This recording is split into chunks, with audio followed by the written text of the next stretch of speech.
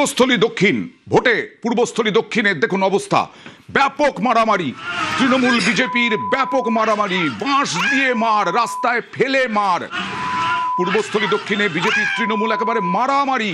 BJP প্রার্থী Prankrishna তপাদারের rally ঘিরে উত্তেজনা, সমুদ্রগড়ে তৃণমূল পার্টি অফিসের সামনে ঝামেলা। কেন হলো এরকম পরিস্থিতি কথা বলবো প্রতিনিধি নবকুমারের সঙ্গে কথা বলবো, তবে তার আগে আরো একবার ছবিটা দেখুন।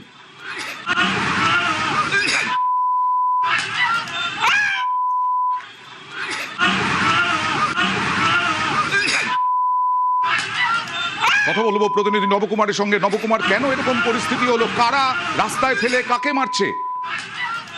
দেখো আমাদের বিষয়টা হলো কালনার যে পূর্বস্থলী দক্ষিণ বিধানসভার যে র্যালি ছিল তপদারের, এবং তার সঙ্গে ঠিক তার যে জেলা প্রেসিডেন্ট তাকে নিয়ে এই যে অন্যান্য যে র্যালি ছিল, এবং প্রচুর হাজারো সংখ্যক কর্মী সমর্থক নিয়ে তারা নবদ্বীপ মোড় থেকে তারা সমুদ্রপাড়ের দিকে যায়, এবং সেইখানে যখন সমুদ্রপাড়ে পার্টি অফিস নসরপুরে পার্টি অফিসের সামনে যায়, সেখানে তৃণমূলের দাবি হচ্ছে তাদের কটূক্তি করে এবং জুতো ছুঁড়ে মারে, জলের বোতল মারে, এবং তারপরেই তারা বচসার সৃষ্টি হয় এবং ব্যাপক মারপিটের সৃষ্টি হয়, এবং সেখানে রীতিমতন ভাবে বেশ কিছু টোটো এবং গাড়ি ভাঙচুরও হয়। এবং এই ঘটনার পরিপ্রেক্ষিতে বিজেপির তরফ থেকে জানানো হয়েছে যে এই ধরনের কোনো ঘটনাই ছিল না, ওখান থেকে নাকি স্লোগান দেওয়া হয়েছিল জয় বাংলা বলে, এবং তারপরেই উত্তেজনার সৃষ্টি হয় এবং ব্যাপক যে ঘটনার যেভাবে মারপিট হয়। উভয় পক্ষেরই কালনা হসপিটালে সমর্থকেরা এখন চিকিৎসাধীন আছেন কালনা হসপিটালে। এই ঘটনার পরিপ্রেক্ষিতে উভয় পক্ষ থেকে একটি বিষয় যেটা আসছে যে যেখানে পারমিশন করে র্যালি ছিল এবং সেখানে পুলিশ স্কোয়াড ছিল, তারা কি করছিল, এই ঘটনায় উভয় পক্ষের আঙুল পুলিশের দিকে। নবকুমার, দু দলেরই কর্মী কি আহত হয়েছেন?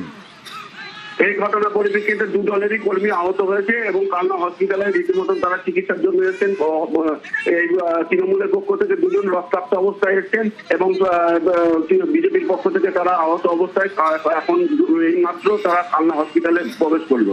রক্তারক্তি একেবারে পূর্বস্থলী দক্ষিণে তৃণমূল বিজেপি কর্মীদের বচসা থেকে মারামারি, রাস্তায় ফেলে মার, তারপরে পুলিশ এসে ছত্রভঙ্গ করার চেষ্টা করে।